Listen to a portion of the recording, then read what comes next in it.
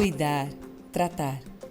O Instituto Vencer o Câncer começou em 2014 como uma instituição voltada para informar o público leigo sobre como evitar, tratar e curar o câncer. De lá para cá, se consolidou como um dos mais importantes canais de informação de excelência e fonte segura e confiável na área da saúde. Vencer o Câncer tem 3 grandes missões: educar para empoderar, fazer com que a pessoa entenda melhor o que tem e obter o melhor tratamento possível. Tentamos também, através de política de saúde, influenciar o melhor cuidado no Brasil com foco no SUS. E desta maneira, melhorar o acesso ao melhor tratamento para todos. Eu vi o Instituto nascer diante da vontade e da necessidade que o nosso país tem de atendimento de pessoas menos favorecidas. Você ter um portal que tenha informação realmente de qualidade, que você possa confiar, é um porto seguro. Ali você vai conseguir ter a informação correta, adequada e compreender perfeitamente o que você está passando, pelo que você vai passar e saber também que ali você pode encontrar apoio. São projetos, ações, eventos e iniciativas para o público leigo como site, lançamento de livros, campanhas educativas, eventos e ações dentro e fora das plataformas digitais, depoimento de pacientes, familiares, cuidadores, amigos, equipe médica. A medicina está evoluindo e a gente vai ter aí uma cura efetiva para o câncer metastático. Forte presença na mídia tradicional e digital. Tratamento de imunoterapia pode tomar? Sim, a resposta deve. E mobilizações sociais. Sim para a quimio oral.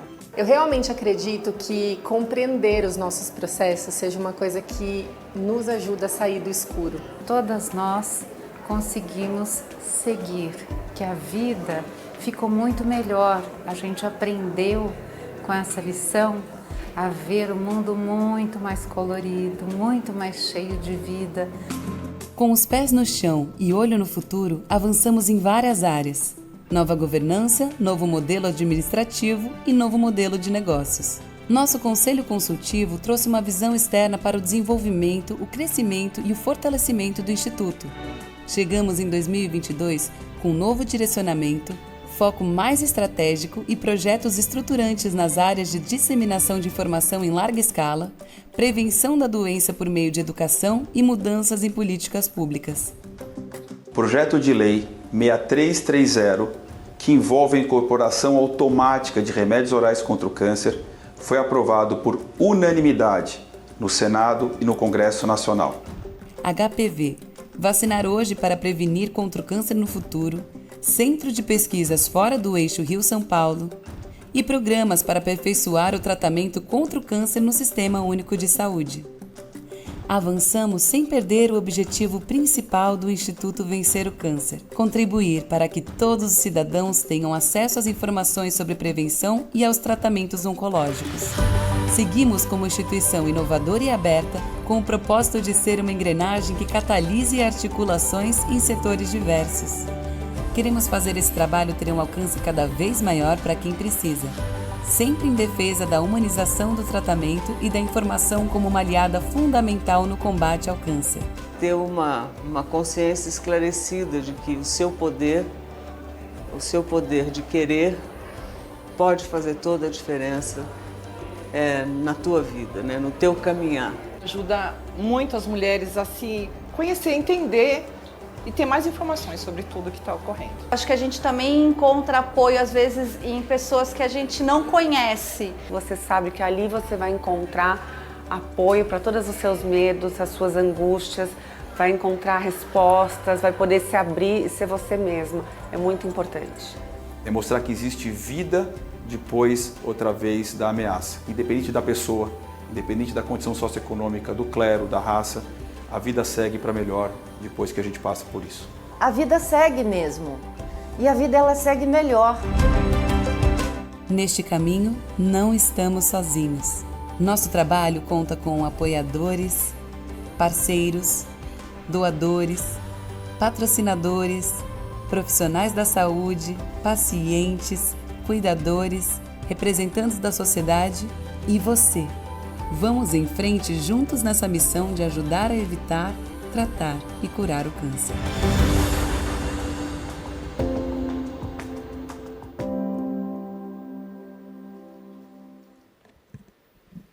Muito bem. Obrigada. Bom dia a todos. Feliz de ver aqui essa sala cheia. Obrigada pela presença de todos. Obrigado, pessoal que está de casa acompanhando o 10º Congresso, né, do Todos Juntos contra o Câncer. E aqui o nosso painel, o lançamento do nosso livro, nosso 6º livro aqui da coleção Vencer o Câncer Ginecológico. Gente, antes de começar, eu só queria contar uma passagem rapidinho para vocês da minha vivência aqui do TJCC. É muito especial estar aqui hoje para mim, não só ao lado de profissionais tão renomados aqui como a doutora Vanessa, a doutor Fernando, a doutora Ilma, a doutora Lígia, mas há 10 anos atrás eu recebi um convite da Merula para compor a comissão de organização aqui desse evento. Então, 10 anos depois da organização, estar aqui no palco hoje com esses profissionais e no Instituto Vencer o Câncer, pelo Instituto Vencer o Câncer, é uma enorme honra. Então, mais uma vez, agradeço aqui a Ana Maria, que fez o convite, doutor Fernando, muito obrigada. Antes de começar, eu gostaria muito de trazer alguns dados que eu extraí do nosso próprio livro, que é o Vencer o Câncer Ginecológico, que a gente lança hoje. Então, vamos lá. O câncer ginecológico é um conjunto de doenças que afetam os órgãos do aparelho reprodutor feminino: ovário, endométrio, colo do útero, vulva e vagina. Destes, apenas o câncer de colo de útero encontra-se entre os 5 principais cânceres que acometem as mulheres brasileiras e é justamente o único deles que apresenta métodos comprovadamente efetivos de prevenção e diagnóstico precoce. Os cânceres de endométrio e ovário são o 7º e o 8º mais comuns, respectivamente, na população feminina do Brasil. E, apesar de não apresentarem métodos de rastreios adequados, têm evoluído significativamente nos últimos anos em termos de estratégias de tratamento. Somando esses 3 tipos de cânceres, segundo a estimativa do INCA, são 32.160 novos casos por ano. Já os cânceres de vulva e vagina são muito mais raros e, portanto, menos estudados. Agora, voltando ao ponto dessa estimativa tão alta dos mais de 32 mil novos casos, nós estamos falando de uma doença que vem no momento da vida da mulher em que nós estamos ocupando posições, diretorias, CEOs, empreendedoras, e a doença ela é uma pausa, né? Ela dá um nó na vida. E a gente precisa falar cada vez mais disso de uma forma mais clara, né? E, para falar isso de uma forma mais clara, e pensando também que essa mulher ela nunca está sozinha, né? Essa mulher ela tem quem acompanhar ela tem os familiares vivem isso junto com ela. Então, a gente precisa falar mais sobre os cânceres ginecológicos. Esse é o intuito do nosso livro, esse é o intuito do nosso painel. Então, eu gostaria muito aqui de agradecer a presença do Dr. Fernando Maluf, que é o nosso cofundador do Instituto Vencer o Câncer e médico oncologista dos hospitais BP Mirante, Israelita Albert Einstein e HCOR. A doutora Lígia Arteaga, bem-vinda, doutora, que é membro do Comitê Científico do Instituto Vencer o Câncer e radio-oncologista no HCOR.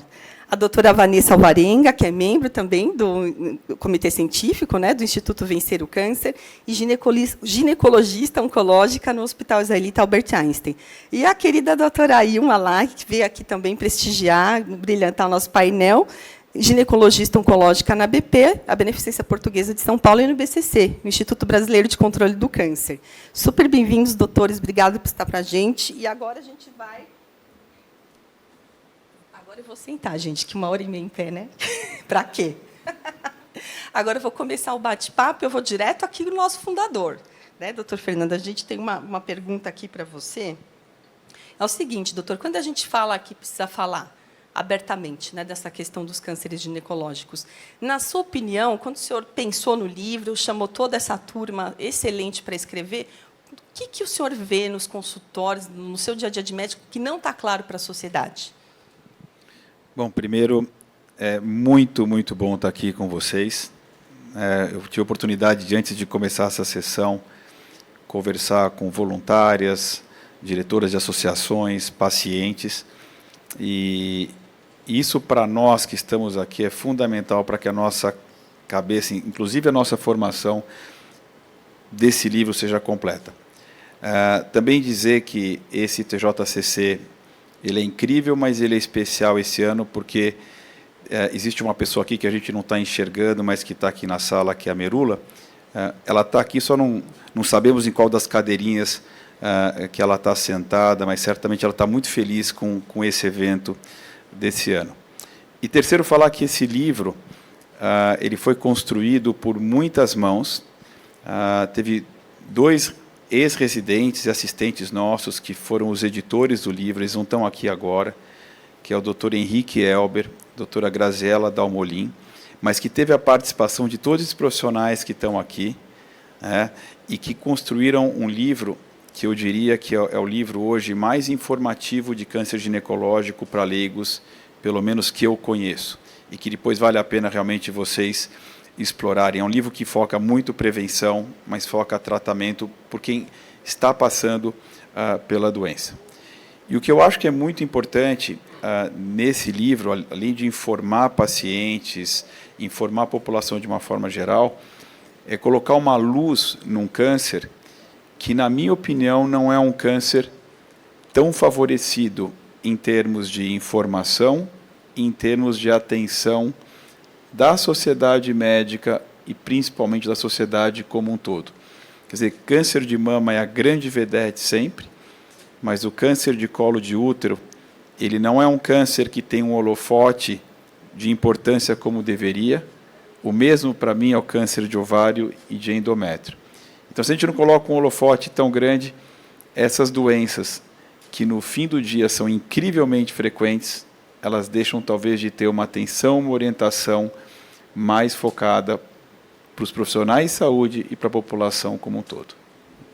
Ótimo, eu acho que o senhor tem muita razão. A mama é a grande vedete, a gente tem sempre informação. Eu tive a oportunidade já de ler o livro, não vou negar para vocês, mas a gente vai passar aqui um QR Code, vocês vão poder baixar o livro, tá? Diretamente do site Vencer o Câncer, e vão ter oportunidade também de ler. E, doutor Fernando, eu queria também perguntar para o senhor, né, as questões que devem ser melhoradas, aí a gente pode pensar no âmbito de políticas públicas, na questão de prevenção. O que o senhor acredita que nos cânceres ginecológicos está faltando para a gente trazer isso mais para a discussão, para a gente ter, enfim, até mesmo tratamentos mais evoluídos, né? Existem alguns tipos de câncer que os tratamentos não estão, né, doutor Fernando, tão evoluídos quanto? Eu vou falar rapidamente, porque essa pergunta dá o TJCC até segunda-feira da semana que vem, mas eu vou querer focar só em 2 pontos. O câncer de colo de útero, ele é um dos tumores mais preveníveis que existe, de mais fácil diagnóstico e de mais fácil curabilidade quando diagnosticado precocemente. Então, se a gente conseguisse, através de informação que vem do colégio, que vem da mídia, acesso para as famílias em termos de trabalharem as suas crianças e adolescentes, para quê? A gente vacinasse os nossos meninos e meninas, a gente trabalhasse em exames ginecológicos em largo espectro. Esse câncer é o único câncer no mundo que tem o potencial de ser erradicado. Essa palavra erradicado a gente não consegue para nenhum câncer, exceto para o câncer do colo de útero. Então, na Austrália, nós temos hoje 250 casos novos por ano, no Brasil, acima de 17 mil. Então, a prevenção, através de vacina, informação, exame ginecológico e Papa Nicolau, que é um exame simples, a gente conseguiria praticamente banir do nosso país esse câncer. Já no câncer de endométrio e de ovário, né, a gente não tem rastreamento rotineiro, e de ovário os exames são incrivelmente falhos. Então aí eu vou partir para uma coisa mais básica, que é estilo de vida, que é ter programas nacionais de prevenção que ainda são relativamente carentes. Nós temos que ter programas de exercício físico desde a infância, adolescência e idade adulto jovem. Nós temos que ter programas que tratem o sobrepeso e a obesidade, que é epidêmico no nosso país, que são todos fatores relacionados.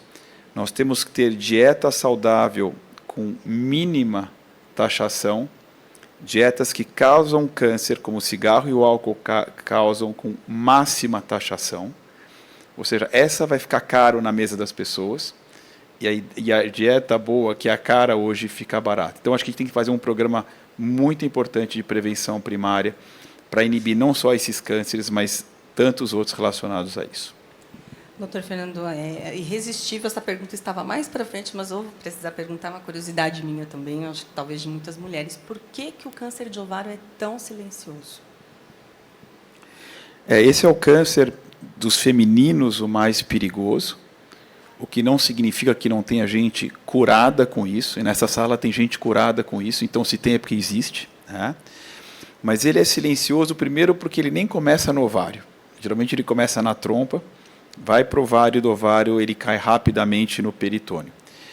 E a gente não conseguiu ainda um incrível exame, nem de imagem e nem de sangue dos clássicos para isso. Qual é a novidade? A gente tem hoje pelo menos 6 plataformas, tá, de vários nomezinhos diferentes, que conseguem, através de um rastro do DNA da célula tumoral circulante ou presente, uma antecipação em alguns anos de alguém que tenha um câncer de ovário. Não se restringe só ao ovário, isso vai valer para pulmão, para intestino, para fígado, para esôfago, para estômago e outros tumores. Esses testes não estão ainda rotineiros, mas eles vão entrar. O custo vai ser incrivelmente alto, mas como tudo, o custo é alto no começo, e depois com a competição o custo despenca. E eu acho que esse é o segredo para a gente se antecipar num câncer de ovário e tantos outros que a gente, como o pâncreas, que a gente ainda, quando começa a briga, começa geralmente em desvantagem. Agora, até em tudo que você falou, veio uma questão aqui que está para a doutora Vanessa, acho que encaixa aqui, que a gente também tem o nosso papel ativo, a gente tem que ser responsável pela nossa saúde. O doutor Fernando aqui limpou várias coisas importantes que a gente tem que ter como hábitos, a gente sabe que o hábito faz diferença.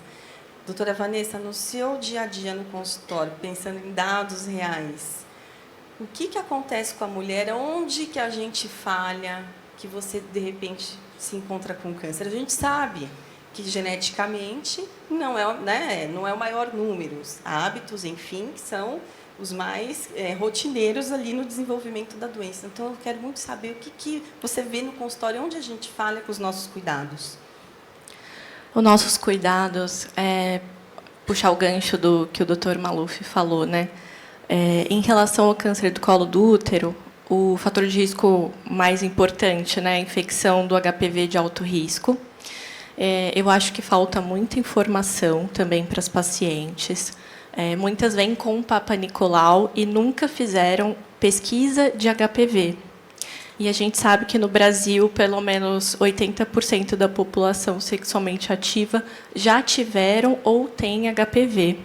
Então, isso, eu forneço muito essa informação no consultório, para que essas pacientes também passem para os familiares e para a rede de apoio, para que elas que não são vacinadas façam a pesquisa do HPV. Isso é muito importante no rastreio, porque vai ser um rastreio mais específico, para que a gente consiga prevenir a doença ou tratar muito precocemente.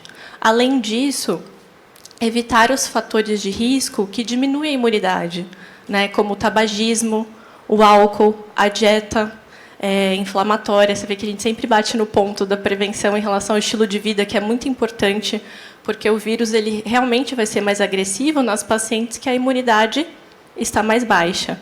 Então, tudo isso é importante, né? Então, eu acho que falta muita informação para as pacientes. Isso é o mais importante, porque quando elas têm informação, elas cuidam da saúde delas. Agora, eu acho que todo mundo está se perguntando, em casa também, como que é essa pesquisa de HPV? Como que isso é feito? A gente pede, o médico fala, como que funciona? A pesquisa ela pode ser feita no próprio Papa Nicolau. Então, quando a mulher ela colhe o Papa, é solicitado junto a pesquisa, genotipagem, DNA, o tipo de HPV, né? Ou se ele é alto risco ou baixo risco, qual o tipo de alto risco, para que a gente possa seguir essa paciente. Então, no PAPA mesmo, é um exame simples, e a gente está conseguindo agora incorporar no SUS também a pesquisa. Não, ótimo, ótimo saber que não é nada mais, né, mulheres? O Papa Nicolau resolve, a gente consegue fazer esse rastreamento. É importante a gente sempre saber, né, de que forma, porque às vezes vocês falam para a gente, mas, como diz aqui a minha amiga Adriana Reis, Ana Maria, a gente tem que traduzir do português para o português, né? E aí, falando muito em prevenção, a doutora Ilma está fazendo um trabalho fantástico, junto com Vencer o Câncer, com o Grupo das Mulheres do Brasil, falando de prevenção. Então, doutora Ilma, eu queria muito que você trouxesse para a gente essas iniciativas, tudo que o doutor Fernando disse, que a doutora Vanessa, a senhora está levando em comunidades. Então, eu queria que você falasse muito sobre o desenvolvimento desse seu trabalho e também quais são as barreiras que você encontra para falar de câncer ginecológico. Bom dia a todos, obrigada pelo convite. Esse trabalho começou em outubro de 2022, motivado pela convivência, pela vivência com as pacientes com câncer. 80% dessas pacientes elas estão no sistema público e várias vezes eu perguntava: você sabe sobre sua doença? Você sabe que isso é causado por um vírus? E praticamente 100% das vezes a resposta é não. E é lamentável, né, ver mulheres jovens, ver mães se despedindo dos filhos. Às vezes, a gente autorizava os filhos irem para o hospital se despedir das mães. Às vezes, a gente vê as mães com 60 anos de idade se despedindo das filhas com 40 anos de idade. Então, tudo isso gera desconforto, né? Como se diz, tudo que te incomoda é o que te move. E começamos um trabalho em outubro do ano passado, para chegar a essas pessoas, porque temos informação de qualidade disponível na internet, mas esse público, infelizmente, não sabe filtrar essa informação. Então, essa busca no Google ou em qualquer mecanismo de busca leva a informação que não é de qualidade. E eu creio que, eu acredito, assim, para mim, falar a presença, ir até as pessoas, mostrar o que acontece, aí é o nosso papel não como médico, mas como sociedade civil, conversar com as pessoas sobre câncer. Junto com o Instituto Vencer o Câncer e com Mulheres do Brasil, vamos em comunidades, escolas públicas e empresas.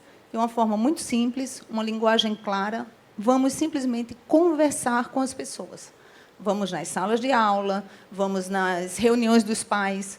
Os pais estão lá para pegar os boletins das crianças, mas eles escutam a gente por 15, 20 minutos, e essa comunicação rompe muitas barreiras, porque o acesso à informação é um direito, não é?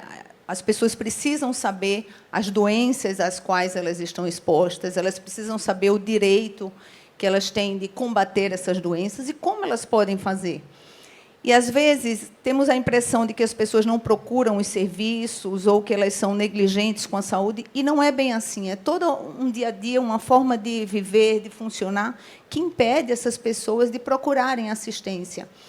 Outra coisa, não saber da gravidade da doença, não saber do quanto isso pode afetar, não saber que isso é uma doença do jovem, da mulher jovem. Isso faz com que as pessoas simplesmente não tenham medo. Quando elas não têm medo, elas não buscam ajuda. Então, esse é o trabalho que estamos fazendo e já conseguimos atingir alguns setores e estamos tentando sensibilizar mais pessoas para ampliar essa campanha. Doutora Ilma, e a vacinação é baixa nessa população? No Brasil, como todo, a gente sabe que sim, mas se a senhora pudesse trazer uma visão. Sim, a vacinação, resumindo, mais ou menos 50% das meninas, dos 9 aos 15 anos, completaram as 2 doses de vacina. A vacina é gratuita, disponível nos postos de saúde, dos 9 aos 14 anos, gênero neutro, meninos e meninas têm o direito de fazer essa vacina. Dos 9 aos 45 anos, pessoas que têm problemas no sistema de defesa do corpo, no sistema imunológico, podem fazer essa vacina, por exemplo, HIV, lúpus, pessoas que são transplantadas e tomam remédios para inibir a defesa do corpo, podem fazer a vacina, e, recentemente, foram incluídos também os grupos vítimas de violência sexual. Então, temos uma cobertura vacinal considerada um exemplo na América Latina. Essa vacina é gratuita. E essas pessoas precisam ter acesso. Temos as barreiras, não é? Que são principalmente as barreiras pela falta de conhecimento. Tem as questões sexuais, as pessoas pensam que se eu vacinar minha filha com 9, 11 anos, ela vai ter relação mais cedo. Isso é algo que uma conversa e uma explicação consegue transpor essa barreira. Falamos sobre imunidade. Por que a vacina é feita na menina de 9 anos? Porque o sistema de defesa dela é muito ativo. Não é o bebezinho que a gente vacina com 1, 2 anos de idade, para quando ele for lá na frente se expor às doenças, ele está preparado. Então, é o mesmo com HPV.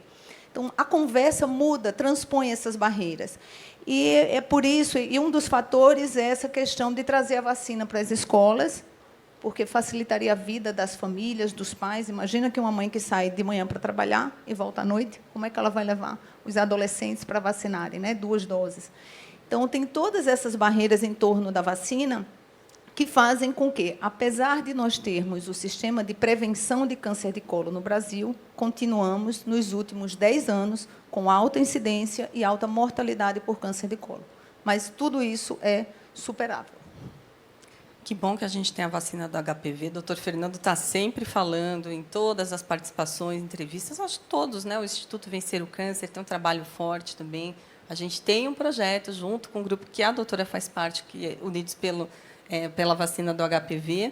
E, gente, acho que ficou um recado importante para quem está aqui na plateia, com filhos, tios, avós, vocês que estão em casa, vamos vacinar as crianças. Doutor Fernando, quanto tempo que o senhor acha que a gente consegue erradicar, se a gente conseguir virar esse jogo aqui no Brasil e aumentar esse número de vacinação? A expectativa, se a gente vacinasse todas as crianças, é que esse câncer praticamente não existiria mais no país nos próximos 30 anos. Tá? Então, assim, a gente faz isso hoje para colher os frutos lá para frente. E a gente tem quebrado a cabeça como é que a gente consegue melhorar esses números tão baixos de vacinação, que são de 50%, mas tem regiões que são de 30%. E eu não acho que o grande problema... Eu não acho que não seja um problema, mas o grande problema não é o preconceito que se fala. As pessoas não sabem. Elas simplesmente não sabem da vacina. Fora a questão do acesso de uma mãe trabalhadora ter que largar um dia de trabalho para levar o filho ou a filha no posto de saúde, que é um outro ponto muito importante. Por isso que a gente, né, não tem solução fácil, mas talvez... A melhor solução, a Ilma acabou de mencionar isso nas palavras dela, seria criar 1 ou 2 ou 3 dias nacionais de programa de vacinação dentro das escolas. A maioria das crianças do país estão numa escola, uma minoria não.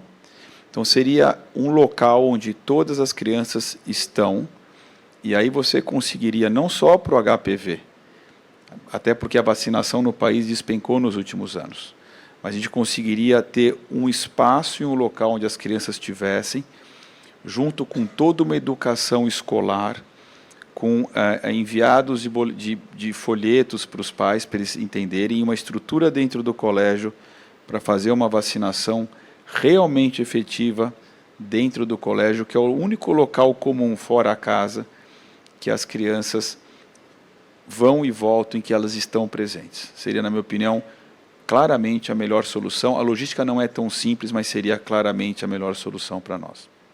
Exato. Não é simples, mas já foi feito, né, doutor Fernando? Então, é uma coisa que realmente precisamos retomar, precisamos pensar, precisamos falar mais. É realmente uma saída muito eficaz. E isso a gente tem que lembrar que não é só a escola pública, não, gente. As escolas privadas também, a desinformação também está lá. Isso não tem a ver com renda. Né? Então, é uma coisa que realmente a gente precisa falar mais. Né? Eu queria falar um pouco também sobre tratamento. E aí a gente tem uma pessoa especial aqui, que é a doutora Lígia, porque ela é radio-oncologista, e isso é pouco falado, gente. A gente pouco fala da questão da radioterapia. E aí, doutora Lígia, eu estou super curiosa. Eu já estava até te entrevistando antes de você subir, mas eu queria muito que você falasse da questão da radioterapia nos cânceres ginecológicos, a questão da braquiterapia.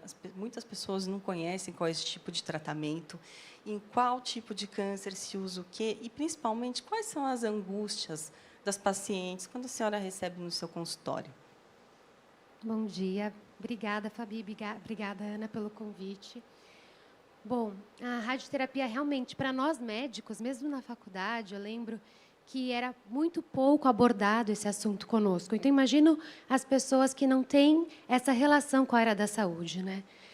Principalmente quando o paciente chega no meu consultório, ele chega já com aquele estigma da radioterapia que queima, lembra de um parente, algum amigo, que ficou com aquela pele mais escurecida, com uma toxicidade muito importante. Então, eu acredito que essa é a principal angústia do paciente e é por um mero desconhecimento. Não culpa dele, na verdade, porque realmente isso é pouco difundido, né? A radioterapia e os efeitos colaterais estão relacionados diretamente com o local da área a ser tratada. Então, por exemplo, o tumor ginecológico, ele raramente pode ter um efeito colateral na pele. Então, que a gente vê mais comumente, por exemplo, em câncer de mama.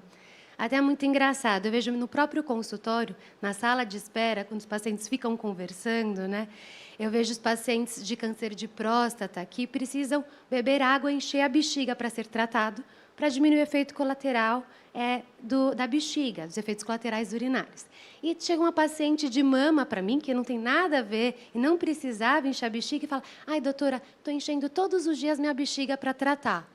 Então, realmente, mesmo as pacientes que estão tratando, elas são pouco orientadas, elas não sabem qual vai ser o fluxo, como que vão ser as etapas do tratamento, quais são os possíveis efeitos colaterais aí que elas aguardam durante e até após o tratamento, tá? A radioterapia, então, do câncer ginecológico, ela pode ser composta por uma radioterapia que a gente chama de externa, que é um aparelho que deposita a radiação externamente na paciente, localizando apenas o local onde eu quero tratar. No tumor ginecológico, no caso, a pelve, então. Então, esse tratamento, a paciente não vai sentir dor, não vai sentir arder, não vai perfurar. Isso são grandes dúvidas e angústias que a paciente tem comigo. Já a braquiterapia, a braque, é um tipo, sim, de radioterapia, e braque vem do termo grego próximo de. Então, a gente deposita a radiação próximo do tumor. Como que é feito isso? Então, a paciente em posição ginecológica, são introduzidos aplicadores próximos do tumor e, dessa forma, a gente consegue entregar uma dose maior, focalmente, poupando os órgãos ao redor. Então, basicamente, o tumor ginecológico pode ser composto por um ou outro, tá? Ou os dois. Normalmente, o tumor inicial, por exemplo, um tumor de endométrio, paciente foi submetida à cirurgia e é tumor inicial, essa paciente pode sim ser submetida só à braquiterapia. É claro, isso tudo, a indicação de qual radioterapia, sendo ela externa ou braquiterapia ou ambas, é o radioterapeuta que vai definir, a partir do estadiamento da paciente, dos dados da cirurgia, se foi feita a cirurgia ou não, e até aspectos clínicos, como se a paciente vai tolerar o tratamento. Então, isso, eu acho que todo esse conceito como radioterapia realmente é desconhecido pelo paciente. Acho que o livro a gente tentou escrever de uma forma aí clara para o paciente conseguir ter acesso e entender sobre o que vai acontecer, como que vai acontecer, os possíveis efeitos colaterais, e espero ajudar bastante esses pacientes que chegam com essas dúvidas. Com certeza. E você teve um cuidado, todos os autores, de ter imagens, né? Então, no livro você tem imagens de como acontece essa terapia, o que ela faz dentro de você, como que é introduzido. Isso é muito importante, isso ajuda a esclarecer bastante. Então, tá muito avançado nessa questão da radioterapia, doutora Lígia. Está super avançado. Não, a rádio evoluiu muito ao passar dos anos, né? Primeiro, era feita uma radioterapia 2D, então a gente não conseguia mensurar as doses que chegavam aos órgãos ao redor da nossa área de tratamento. Então, era um grande bloco de radiação e tudo recebia basicamente a mesma dose. Dessa forma, a gente aumentava aí os efeitos colaterais inerentes ao tratamento. Agora, com a evolução, então, todo o tratamento baseado numa tomografia, a gente consegue realmente dosar a dose que chega na bexiga, quantificar a dose que chega na bexiga, no reto, no intestino, minimizar a dose nesses órgãos e até com auxílio de outros exames de imagem, como ressonância, PET-CT. Isso realmente permitiu a gente a diminuir a dose e a toxicidade nesses órgãos ao redor que não tem a necessidade de receber a dose de radiação necessária para eliminar o tumor. Não, sensacional. E eu quero aproveitar para dizer que a gente vai ter momentos aqui de perguntas, a gente vai passar o microfone, a gente vai receber perguntas de casa. Eu tenho um tablet, nesse tablet eu vou receber tudo, a gente coloca aqui. Eu tenho certeza que alguém pode ter mais alguma dúvida de radioterapia, coloca.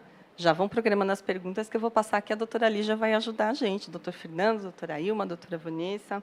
Agora, eu queria fazer uma pergunta para a doutora Vanessa, da questão que a gente, no início, eu comentei desse novo papel da mulher, né? Novo já nem tão novo. Graças a Deus, a gente está ocupando espaços, vejam aqui as médicas, uma grande empreendedora, Merula, que foi e deixa o legado. Olha quantas coisas que as mulheres estão ocupando, estão tocando aqui durante o dia. Mas a doença é um nó na nossa vida, né? As coisas não vão ser as mesmas ali por um tempo, param, mesmo depois que passa, tem uma questão de reinserção social, desculpa, mas eu queria entender, doutora Vanessa, no consultório, no dia a dia, como que é isso? Depois, eu queria muito que você pudesse responder, porque eu já vi você brigando muito por paciente lá dentro da BP Paulista. Vou querer saber isso de você também, doutora Ilma. Mas como que é essa questão, até pensando no papel do médico, olhando para esse paciente, não só o tratamento, mas o além, né? As pessoas que estão em volta. Queria que você comentasse um pouco. Eu acho que a parte mais importante, né? Você enxergar o paciente, o contexto familiar desse paciente, como é a vida dessa mulher, porque ela não é a doença e ela precisa tratar a doença. E como que você vai encaixar esse tratamento na vida dessa mulher? Então, eu acho que o tratamento do câncer ele tem uma palavra, que é a multidisciplinaridade. Você precisa ter um ambiente onde todos os profissionais que tratam essa paciente, eles precisam estar alinhados com tudo, com os cuidados mentais, os cuidados físicos e a vida social dessa paciente. Então, trazer a família para dar esse suporte, deixar alguém responsável da família por toda a organização desse tratamento. Eu acho que tirar a paciente dessa responsabilidade também é importante, dessa organização. E entender também que nos tumores ginecológicos acometem muitas pacientes jovens e também podem interromper o sonho de ser mãe, né? Então, nós temos tratamentos prévios, como o congelamento de óvulos, a reprodução humana, e depois a gente trata. Então, a gente tem que pensar em tudo. Depois que ela vai curar, ela vai conseguir ser mãe, ela vai conseguir manter o trabalho, conquistar os sonhos dela. Eu acho que tudo isso é nosso papel. Então, é muito importante a gente, com certeza, discutir sobre isso. E é o que o doutor falou, vamos conversar sobre isso até semana que vem, porque eu acho que é um assunto que é muito importante para a gente. Mas eu quero ouvir do senhor também. A gente acompanha muito o seu trabalho, né, doutor Fernando? Eu acompanho já faz tempo, não só do Instituto, e você é uma pessoa muito humanizada. Eu já cansei de conhecer pacientes suas que tem uma que chama de maluchefe. As pacientes do doutor Fernando amam o doutor Fernando, e não é à toa, porque o senhor é muito humanizado. Queria muito que o senhor desse esse seu olhar mesmo, compartilhasse aqui com a plateia. Deixa a Ilma falar primeiro, porque ela tem uma bagagem enorme também. Enorme. Fala. E a doutora Ilma, ela briga pelo paciente que eu já vi, ninguém me contou. É que a paciente oncológica ela já chega bem sofrida, né? No sistema público, a gente tem a lei dos 60 dias para tratar essa paciente em 60 dias. O problema é que ela demorou 3 a 4 meses para chegar. Então, geralmente, a gente trata uma doença que tem pelo menos 6 meses de evolução. E ela não tem que se preocupar, além da doença, com questões burocráticas de um sistema que tem vários pontos positivos, mas que tem vários pontos a serem melhorados. A sobrecarga do sistema público, porque não fazemos prevenção, faz com que as pacientes não consigam receber um tratamento de forma rápida. Então, o que nós temos que fazer é tentar minimizar esse sofrimento. Em primeiro lugar, falar com a paciente sobre todas as opções disponíveis. Hoje em dia, mesmo no sistema público, temos acesso a congelamento de óvulos para as pacientes preservarem a capacidade de gestarem. Não são em todos os casos que elas vão conseguir ter filhos.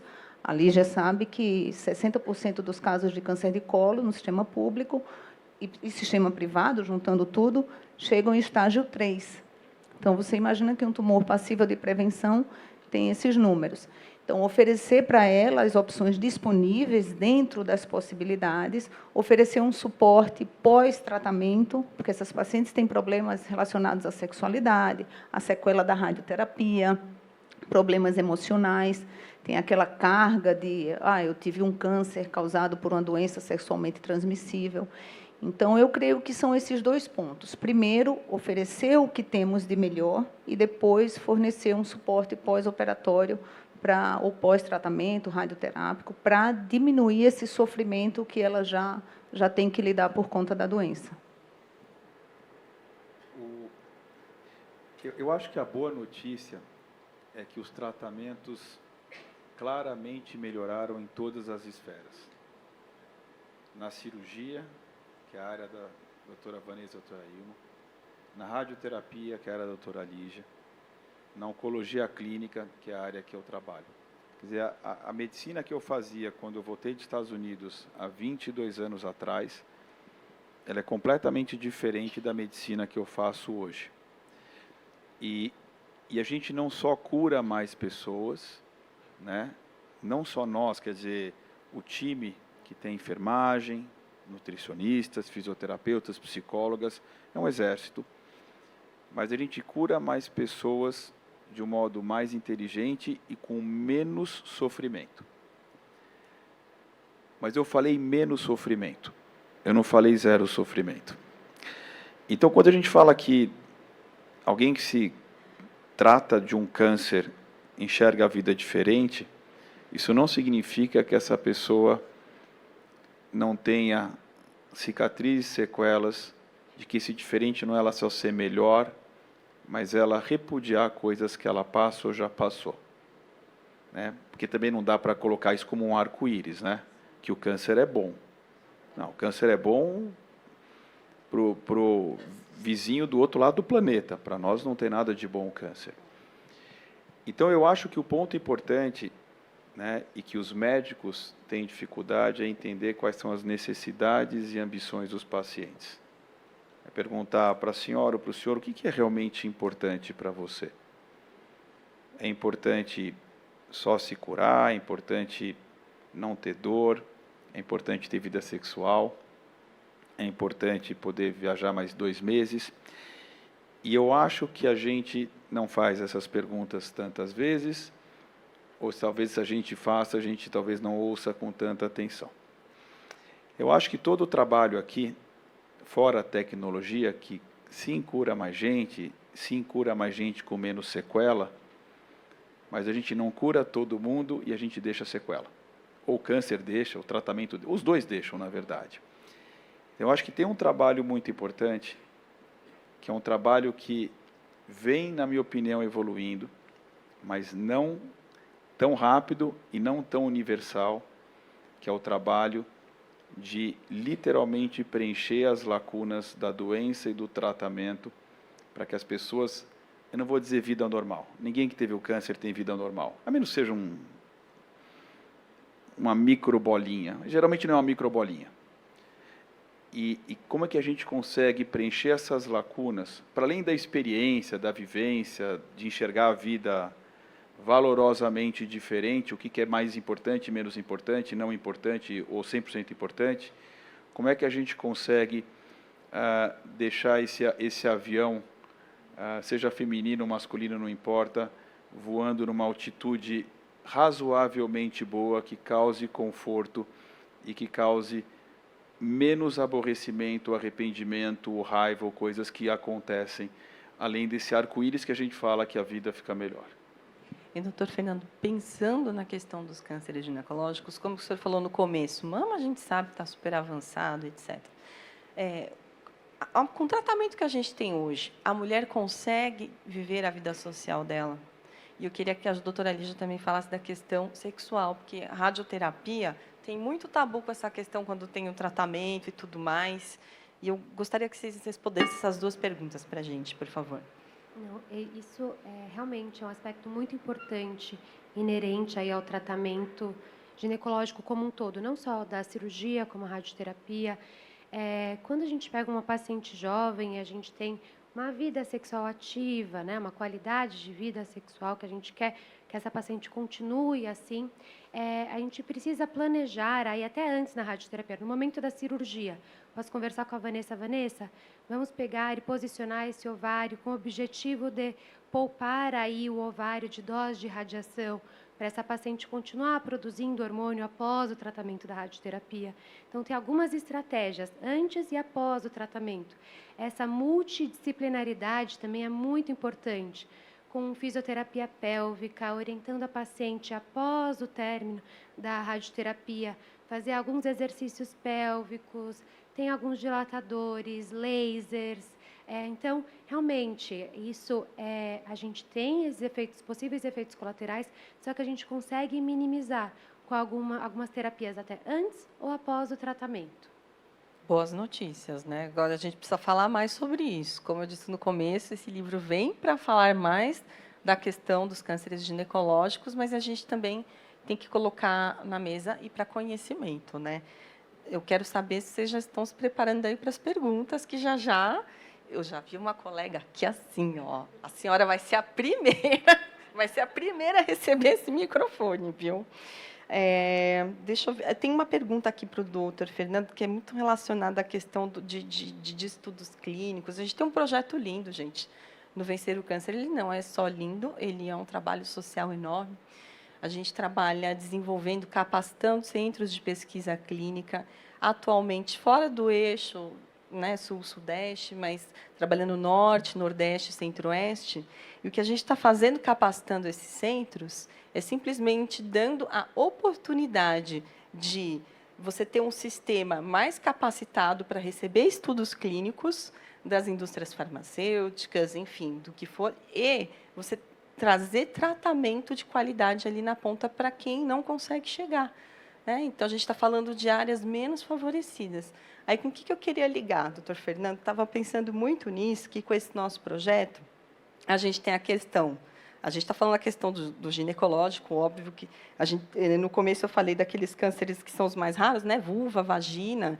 Então, eu imagino que os estudos não são tão intensos quanto para as outras especialidades, e o senhor sempre fala da questão também do câncer de pênis. Então, eu queria muito que o senhor falasse dessa questão. Como que a gente pode evoluir os tratamentos desses cânceres que são mais raros? Bom, como eu falei, câncer de mama é a grande vedete. Só que câncer de mama não é o único câncer que existe na humanidade e também não é o único câncer que existe entre as mulheres. Tem tumores ginecológicos, tem tumores não ginecológicos que acometem as mulheres.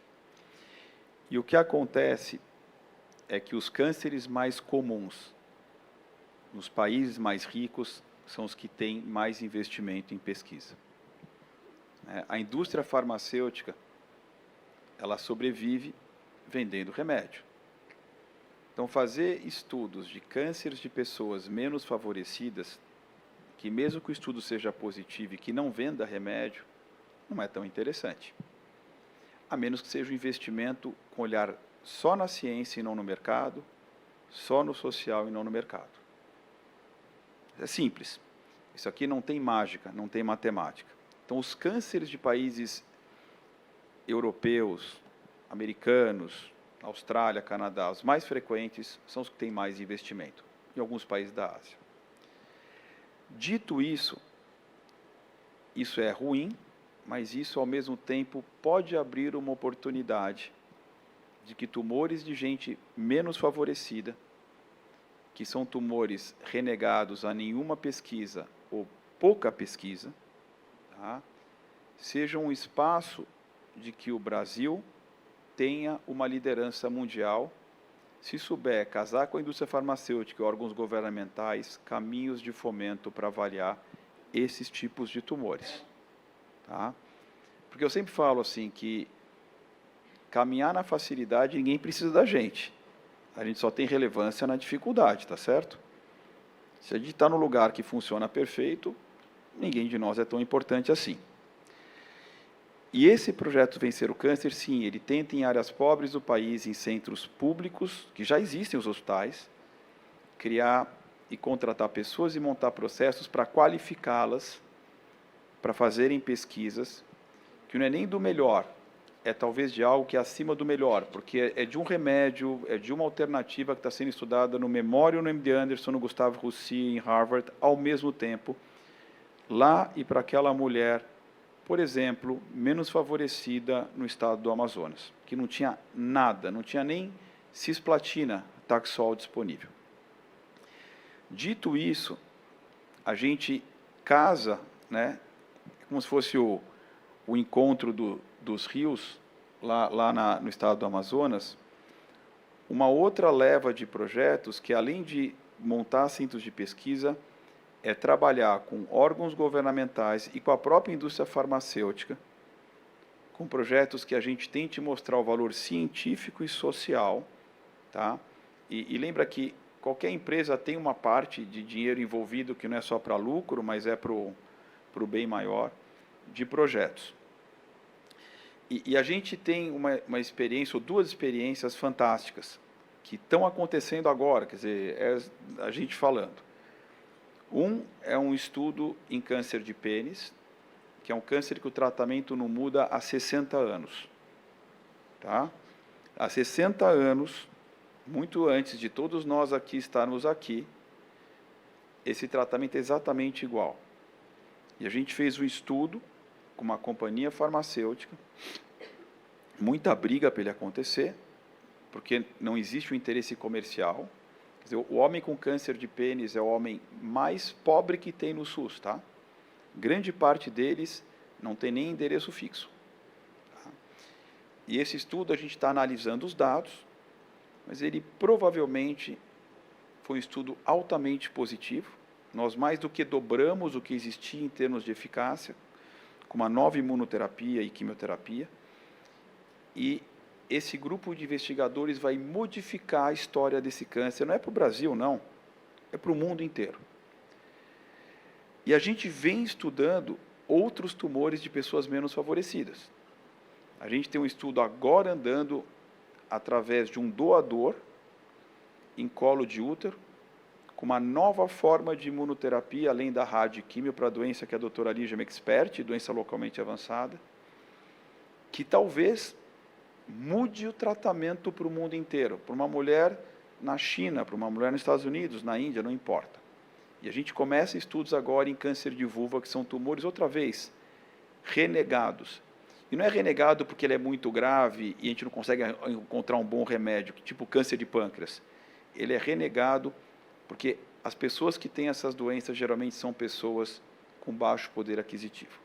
Então, sim, é um desafio, mas é uma incrível oportunidade de podermos ajudar pessoas aqui dentro e fora do país e trazer o país para um ponto de intelectualidade muito relevante.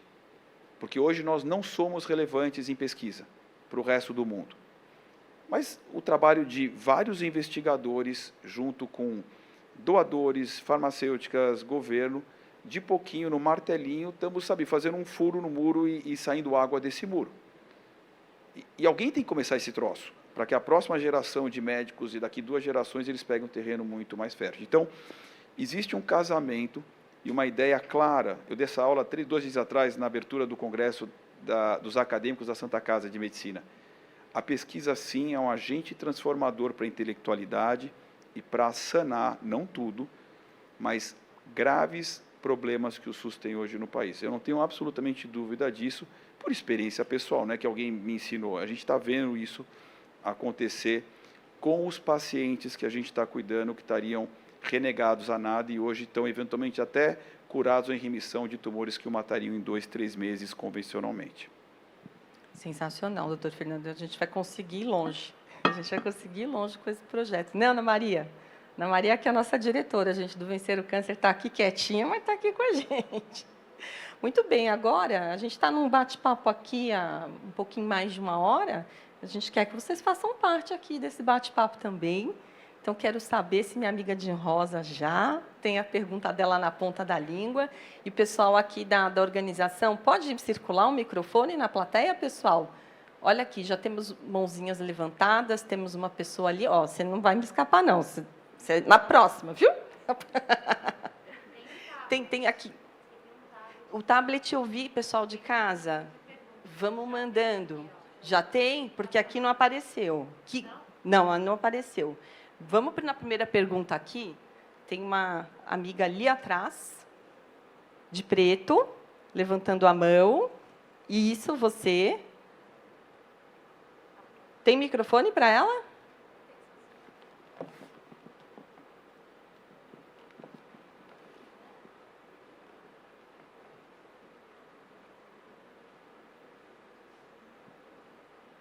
Obrigado. Não é uma pergunta, na verdade, eu vou falar uma realidade que aconteceu com o meu filho e comigo.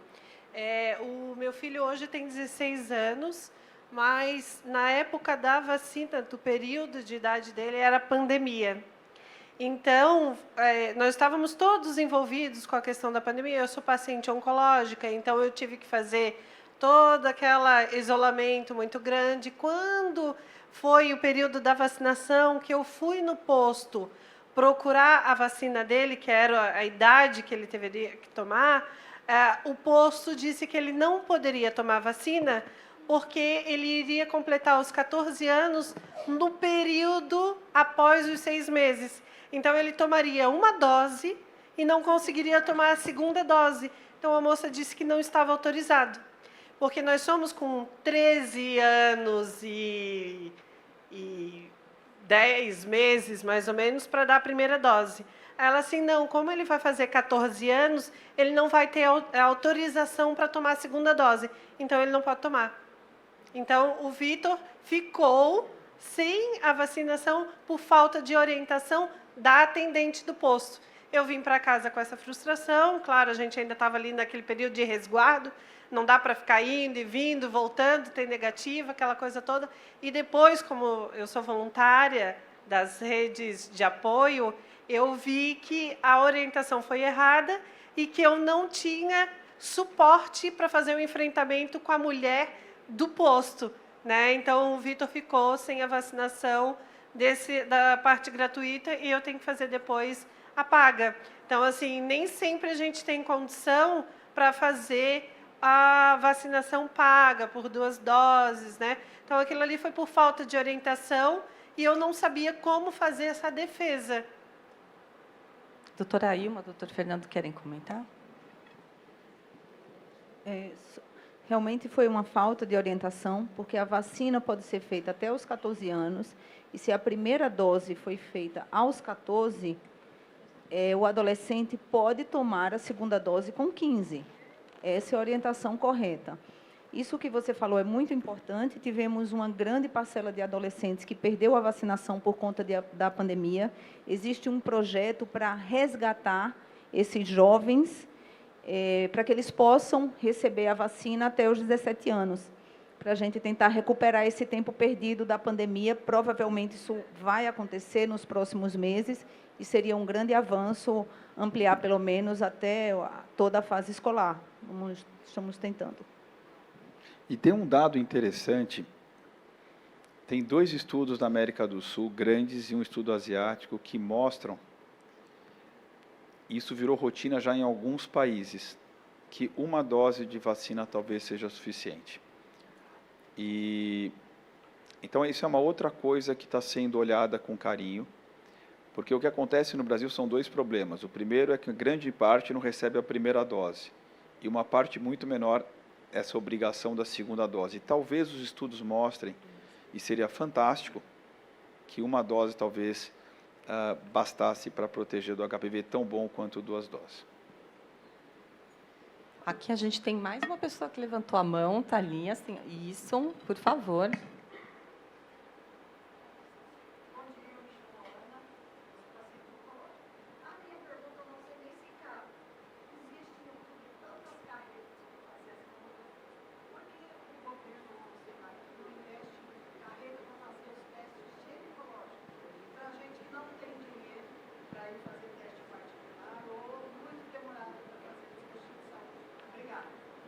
Obrigada a você.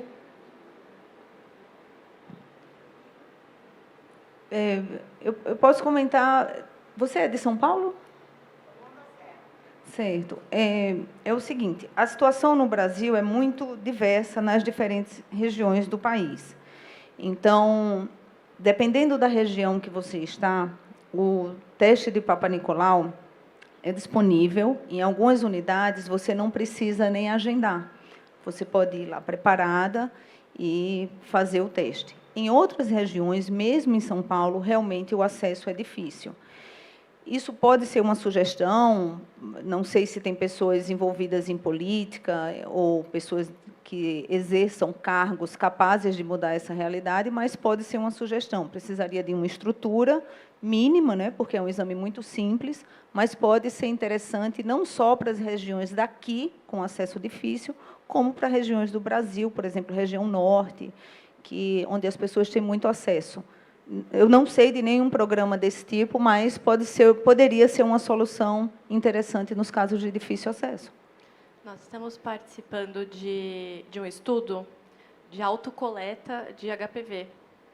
Então, a paciente ela recebe o kit, né, o cotonete, e ela faz a autocoleta do HPV. Isso já é feito fora do país.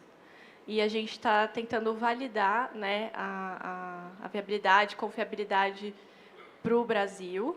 E alguns estudos também, junto com a Duke University, 2 estudos importantes também que a gente participa sobre autocoposcopia, onde a enfermeira do posto de saúde ela coloca o aparelhinho de autocoposcopia, ensina a paciente a fazer, e essa imagem ela vai para um médico para laudar a colposcopia dessa paciente. Então, essas políticas são estudos clínicos, né, que eles precisam ser validados para que a gente consiga ampliar para todo o Brasil. Eu acho que é interessante para a prevenção. Mas acho que um ponto importante, esquecendo só câncer ginecológico, a gente não tem dados, ou não tem, ou tem ruim. Então, o ideal é que cada brasileiro e brasileira tivesse um cadastro mínimo de saúde. Então, nós vamos ligar para a dona Regina, menos que não tenha telefone ou e-mail, com endereço fixo, ou um assistente social vai até a casa da dona Regina.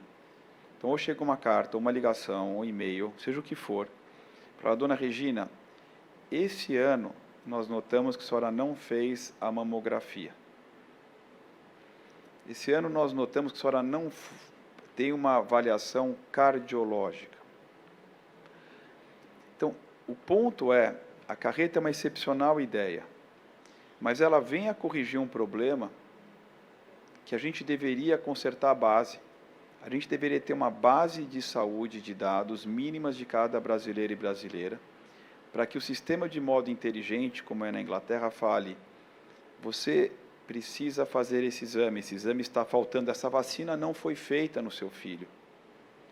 Porque aí, de modo focado, a gente conseguiria outra vez ir vendo as regiões com mais e menos problemas, trabalhar as casas e avisando as pessoas e criando direcionamento. Hoje a gente depende que as pessoas sejam informadas, mas a informação chega mal, e as pessoas não sabem, fora o acesso. Então, seria muito mais inteligente o sistema percorrer as pessoas do que fazer as pessoas percorrerem as entranhas do sistema. E isso, para mim, é uma coisa que... Veja, eu não estou falando de uma coisa nova. Os países do mundo inteiro, os melhores, fazem isso. E a gente precisava, literalmente, montar esse tipo... Não estou nem falando de câncer, estou falando de tudo. E acho que a gente precisava montar essa inteligência no sistema nacional. Eu tenho perguntas de quem está assistindo de casa. Obrigada, pessoal, por estar acompanhando aqui o nosso painel. E é para a doutora Lígia essa pergunta. Vamos lá. No caso avançado do câncer de cólon, é utilizado a radioterapia ou demais intervenções? Quem pergunta é a Simone. Obrigada, Simone. Sim, a radioterapia no tumor de colo uterino, tanto ela externa como a braquiterapia, junto com a quimioterapia, é sim o tratamento principal local dessa paciente. Tá ótimo. Simone, se tiver mais alguma dúvida, é só colocar no chat. Agora, eu tenho uma pergunta para a doutora Ilma. Doutora Ilma, a Milena Irra, ela atende crianças vítimas de violência sexual. Ela quer saber se vacinar essas crianças pode evitar que ela desenvolva o câncer. Sim, inclusive é uma recomendação recente, né? 9 aos 45 anos. Dos 9 aos 14, essas crianças fazem 2 doses. A partir dos 15 anos, 3 doses. E gratuitamente nos postos de saúde, vítimas de violência sexual, gênero neutro também, meninos e meninas. Nem todas as pessoas sabem, aí vai mais uma vez essa parte da informação. Então, é bom, se você trabalha nessa área, disseminar essa informação. Eu tenho uma outra pergunta, essa aqui ela vem para o doutor Fernando. Doutor Fernando, por que a classe médica não aciona o Ministério da Saúde para implantar essa vacinação? É importante a população entender, né, até o que cada esfera pode fazer para ajudar, né? Eu acho que existe conversa, existe diálogo, existe pressão, mas é um caminho que ele tem que estar, como as estrelas, alinhados para o mesmo objetivo. Onde quem reclama precisa entender os gargalos e as deficiências, onde a gente não vai ter o mundo ideal, tá certo? Mas dentro do não ideal, quais são os melhores caminhos? E eu acho que, apesar de existir diálogo, eu sinto muito no país que as instituições são muito fechadas. O executivo, legislativo e sociedade.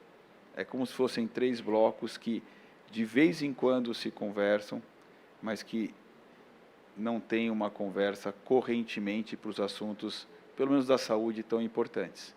Então, sim, existe pressão, mas se não existe um canal oficial de sentar na mesa e participar dos problemas e das decisões, sim, a gente tem momentos de intersecção, mas do ponto de vista de resultado, eles são muito menos intensos do que a gente esperaria.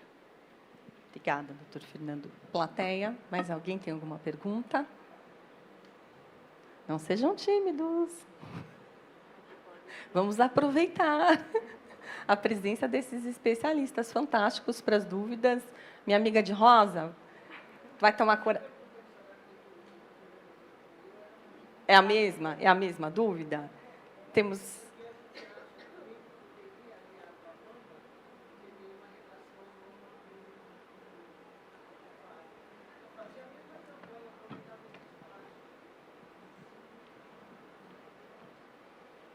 Eu acho que, quando a gente faz a campanha do Outubro Rosa, nós somos umas instituições que trabalhamos com todos os tipos de câncer. Aproveitar e fazer do colo do útero. Aí, na nossa cidade de São Caetano, a gente pressionou, que agora tem as 2 carretas. E nós só fazemos campanha se houver condição de atender o paciente. Porque não adianta nada eu falar para o paciente que ele tem e depois não tem lugar para caminhar. Então, a gente tem que pressionar, sim, a sociedade brasileira tem que sair desse comodismo de reclamar e exigir que se faça as coisas. É só isso. Eu acho que você tem tanta razão. Assim, claramente, a gente tem curado muito mais gente do que antes. Eu e Vanessa, eu e a doutora Lígia, nós temos vários pacientes em comum, mas o ponto importante aqui, vamos ter que equilibrar esse copo. O ponto importante dentro desse equilíbrio é que eu acho que as sociedades de pacientes, elas têm que criar, e esse espaço é incrivelmente bom, uma força conjunta maior. O exemplo que eu mais falo é o exemplo da AIDS. A AIDS só teve o país como exemplo porque as sociedades conseguiram uma organização muito eficaz no pleito. E o que eu vejo das associações e sociedades para o câncer é que tem pessoas incrivelmente voluntariosas, pessoas que doam o seu tempo, a sua energia, a sua experiência, mas eu sinto que existe um trabalho muito descentralizado. E a gente percebe que, além de uma boa ideia não para gerar uma lei, mas para gerar uma ação, a gente precisa de um combo de pressão suficientemente forte para que o não vire o sim. E eu acho que esses ambientes são muito interessantes, porque eu acho que tem que haver uma inteligência maior, uma organização das associações, onde se criem algumas metas. Não dá para ter 50 metas. Vamos escolher 2 metas por ano. Escolhe 2. No outro ano mais 2, no outro mais 2. É melhor ter 6 em 3 anos do que não ter nenhuma, ou do que não executar nenhuma. E aí sim colocar um canal e uma coluna de pressão suficientemente grande para modificar coisas como foram modificadas para a AIDS no país. Quer dizer, por que na AIDS as pessoas têm remédio de primeira categoria? Eu não acho que a AIDS é nem mais nem menos importante que câncer, tá? Não existe conceito de valor aqui. Mas por que numa doença, num país pobre, nós somos um exemplo e numa outra, nós certamente não somos um exemplo? Por que a gente não copia e não criamos a roda outra vez o que os outros fizeram dentro do país? Então eu convido vocês a refletirem sobre isso. Ninguém vai reinventar a roda. Vamos copiar uma roda que deu certo. Dentro daqui, não estou falando de Estados Unidos, Inglaterra, França, dentro daqui. E eu acho que a gente precisa se organizar melhor. E vamos escolher um tema, 2, e falar a mesma língua e gerar coluna de pressão que tenha sentido de acontecer, que a gente se propõe a sentar na mesa para resolver os problemas, para entender os gargalos, mas para trabalhar soluções. Eu concordo. Eu acho que a gente precisa criar uma inteligência melhor nesse sentido.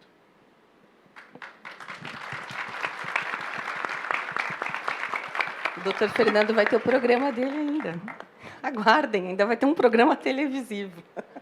O senhor fala muito bem, traz muito bem as questões. Mereceu mesmo as palmas. E a gente está caminhando aqui para o final, e eu tinha falado para o doutor Fernando que ia fazer uma baguncinha, né, doutor Fernando, aqui no palco, do TJCC. Falei para ele, vou organizar uma mini festa, viu, doutora Lígia, aqui no final, porque é uma maneira nossa de agradecer a presença de vocês, a atenção de vocês. Quem está em casa, sorry, vocês não vão poder participar. Ano que vem estejam aqui para poder participar.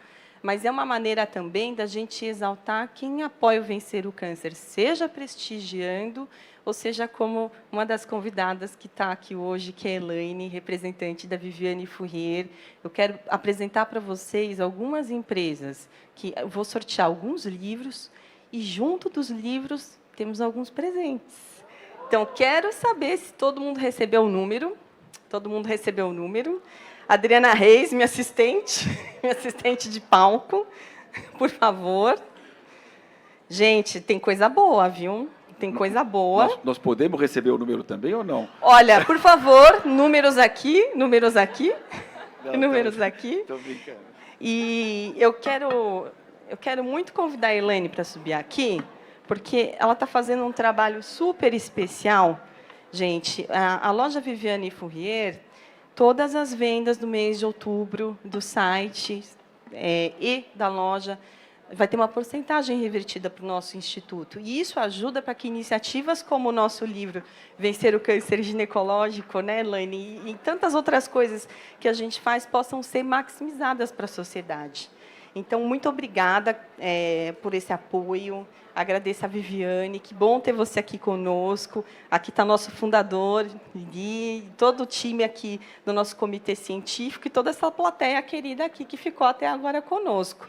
Então, agora, vamos passar para a Elaine sortear? Mas cada um vai tirar um, viu, gente? Cada um vai tirar um, por favor.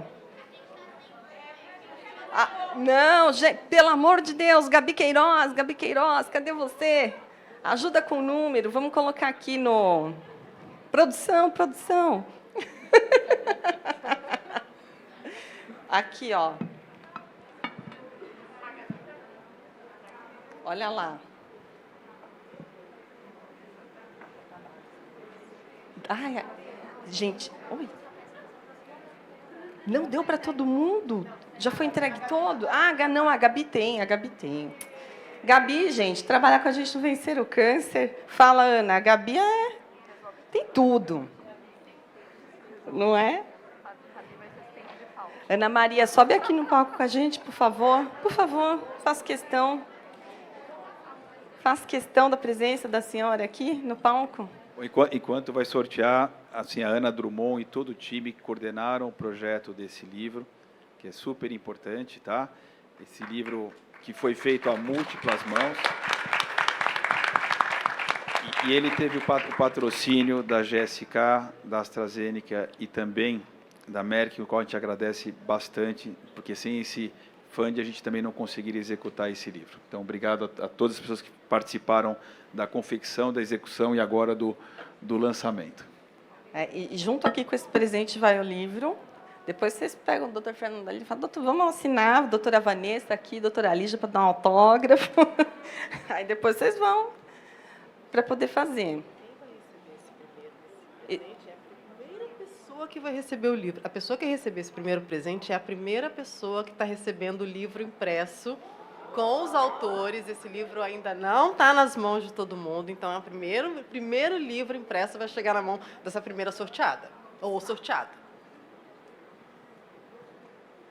Vamos esperar a Gabi voltar aqui, colocar a sacolinha da sorte, todo mundo ansioso. Eu vou dar uma dica do que tem nessa sacola. Elaine, vou.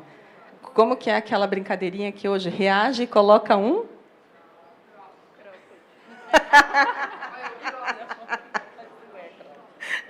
É isso aí. Trouxe aqui, Gabs, vamos colocar aqui na sacolinha. É mais, é muito mais.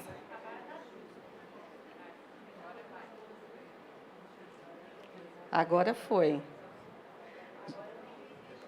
Mexe bem. Auditoria, Gabi Queiroz e Ana Maria Drummond.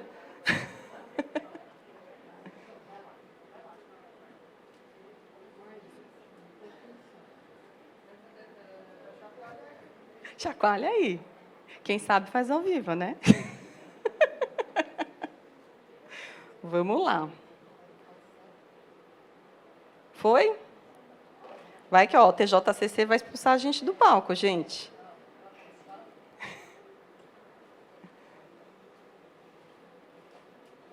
Foi? Muito bem.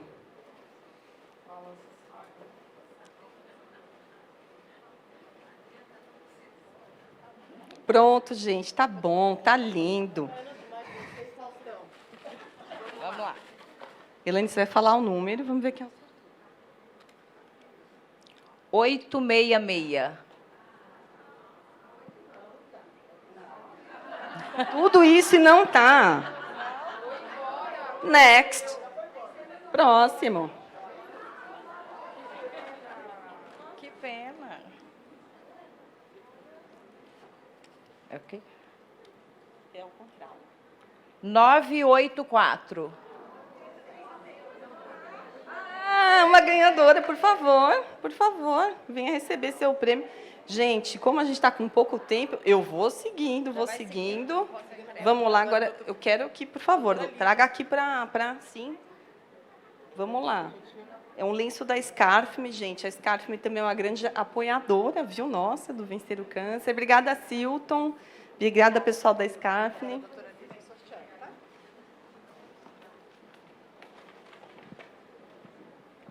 Vamos lá, doutora Lígia. Vamos levar o microfone para a doutora falar. 958. Opa, mais uma ganhadora. Aqui. Deixa eu ir pegando outro brinde. Vamos lá. Agora, gente, a gente vai entregar um livro. Eu não sei o que vai ter dentro, tá? Pode ter um jantar, pode ter um dia de princesa. Isso depende da sorte de vocês. Mas aqui, uma grande apoiadora nossa do Vencer o Câncer, que é a Cláudia. Cláudia, um beijo para você. Ela tem alguns empreendimentos. Um é o restaurante Farabude, que fica na Vila Nova Conceição, e outro Santa Cabeleira, que é o que vai proporcionar esse dia de princesa. Vamos lá, quem vai tirar a doutora? A Ilma? Agora é livro-chefe. Livro-chefe. Livro-chefe. Vamos lá, chefe.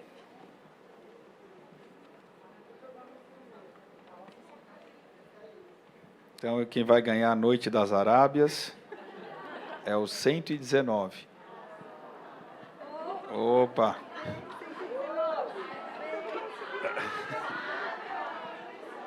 A Noite das Arábias.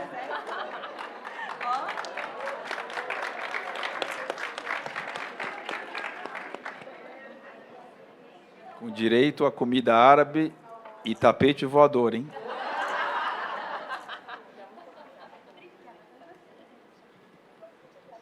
Agora o próximo. 929.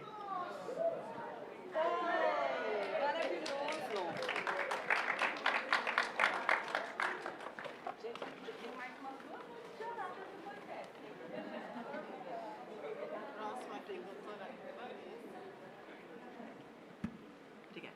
949.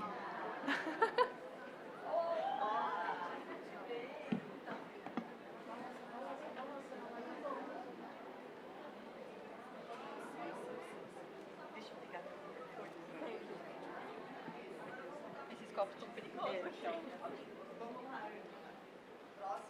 Eu assim, né? 117. Foi?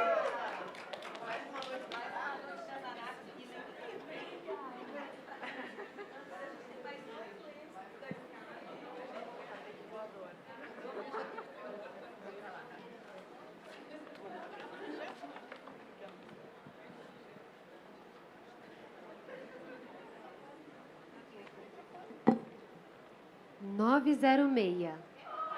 Opa, uma rosinha, muito bem.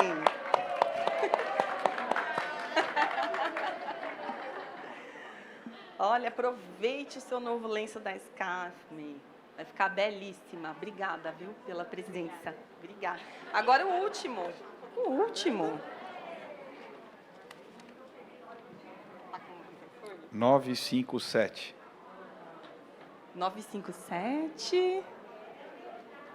Não tem ninguém no 957? Ah, tá aqui. Muito bem. Muito obrigada pela presença. Olha aqui. Aproveita o seu lenço, viu? Obrigada. Pessoal, obrigada pela presença. Bom dia de evento para todos e até uma próxima. Obrigado, Vanessa.